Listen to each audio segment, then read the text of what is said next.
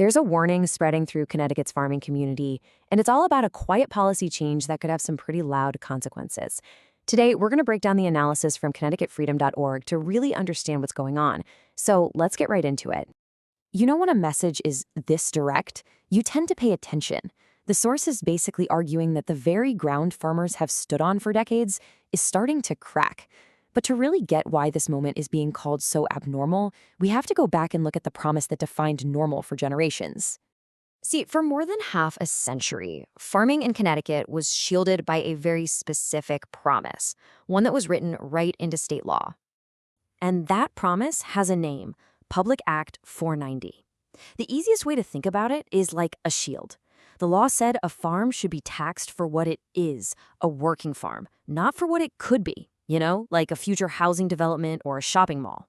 This one idea was absolutely key to keeping farming affordable and protecting all that open land. And for decades, the power to actually apply this law was local. We're talking about town assessors, people who really knew the community, knew the land. They were the ones making the calls. This local control wasn't just some minor detail. It was a buffer. It created a stable, predictable world that farmers could actually build their lives and businesses around. But that stability, well, it's being fundamentally challenged now. According to the source, PA 490 wasn't gotten rid of or anything like that. Instead, the entire system that was built to support it was quietly, re-engineered from the inside out. So this slide really lays out the core change. On one side, you have the old way, local assessors acting as that buffer, keeping things predictable. On the other side, you've got the new way, a centralized state system that runs on models and algorithms. And the argument is that this new system replaces predictability with, volatility. So when did all this happen? PA 490 goes all the way back to 1963, and that created decades of stability with local control.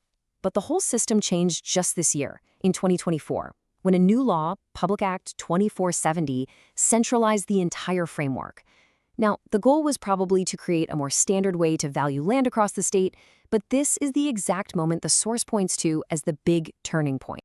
And this isn't just some abstract policy debate. The source argues it has an immediate and pretty painful real-world impact that they're calling sudden tax shocks. We all know farming has always operated on thin margins, right? So the big question becomes, what happens when a family farm, one that's built its whole financial plan around predictable taxes for decades, suddenly gets a bill that just spikes, seemingly out of nowhere? And according to the analysis, it's like a domino effect. First, that sudden tax shock just wallops the farm's finances. And unlike a huge corporation, a smaller family operation usually can't absorb a hit like that. So their financial stability starts to crumble, and the pressure to just put up a for sale sign gets really intense. And this is where the concern zooms out, from what happens to one farm to what could happen to Connecticut's entire agricultural landscape. The source is asking a critical question. Is this how consolidation begins? The source puts it in this really stark way. The land stays green, the farmer may not stay independent. The threat they're pointing to isn't that the fields will get paved over tomorrow. The danger is actually more subtle. It's that the ownership of that green land shifts away from independent families. So the source lays out this clear four-step path they see leading to consolidation. It starts with those tax shocks. Then, independent farmers who can't absorb those unpredictable costs are forced to sell.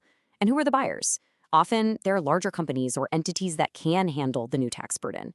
And over time, that process leads to fewer but bigger farm operations controlling more and more of the land. So, facing this potential future, the source doesn't just sound an alarm. It issues a call to action. And it's all centered on one core principle of local governance. The position of ConnecticutFreedom.org is crystal clear. Protect home rule. They are advocating for a return to the local control that, in their view, gave farmers stability for decades.